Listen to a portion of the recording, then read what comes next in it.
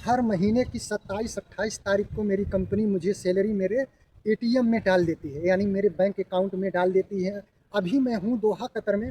Doha Qatar में मैं carpenter का काम करता हूँ। यहाँ पर मेरी सैलरी आती है 1900 रियाल। 1900 रियाल बोलो तो 1900 रियाल इंडियन रुपीस में तकरीबन मोटी मोटा मान के चलिए 48 से 50 हज़ार रुपया इस टाइम में होगा। 48 से 50 हज़ार रुपया में मैं 12,000 14,000 रुपया खर्च हो जाता है हमारा, और 35,000 बिल्कुल आसान तरीके से मैं हर महीने की घर पे भेज लेता हूँ, क्योंकि ओवर टाइम अभी इस टाइम पे नहीं चल रहा है। ओवर टाइम चलेगा तो आसान से आप 45 से 50 हज़ार रुपया आप अपने घर पे भेज लेते। तो मेरी कंपनी के फैसिलिटी इतना अच्छा फैसिलिटी है कि मुझे आने में बहुत खुशी हुई यहाँ पर। यहाँ का रूल्स नियम इस कंपनी को देख के, क्योंकि ये कपड़ा भी धुलाई करके कंपनी देती है, लॉन्ड्री सारा फ्री है, ये बाल भी कटिंग करके कंपनी देती है, फिर आने जाने का ट्रांसपोर्ट, खाने का सारा कंपनी की तरफ से, यानी सब कुछ मेरा कंपनी की तरफ से फ्री है। केवल हमको क्या करना है, ड्यूटी पर जाना है, और उस वाले बिल्डिंग उसी वैसा ही बिल्डिंग है, मेरा भी है, उसी रूम में है,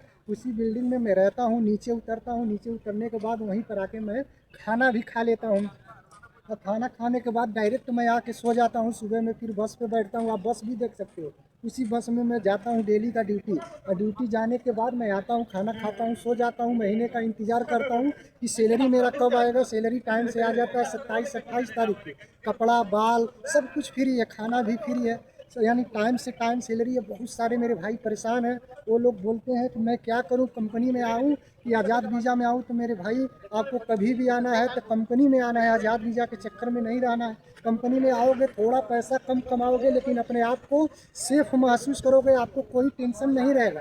और बाकी इधर उधर जब बाहर आज़ाद वीज़ा पे जाओगे तो आप बहुत परेशान हो जाओगे। वहाँ पर कभी काम मिलता है, कभी काम नहीं मिलता है, तो उसके लिए आपको टिकट सब कुछ अपना ही करना पड़ेगा। रूम, आने जाने का, खाने पीने का, अपना आईडी बनाने का सारा आपको देखना पड़ेगा। तो आप ज़्यादा से ज़्यादा कोशिश करिए मेरे भाई कंपनी में आने के लिए। एक अच्छा कंपनी कैसे मिलेगा, गूगल पे उसको सर्च मार लीजिए, मेन पावर ऑफिस पे जाके आप काम करा सकते हैं।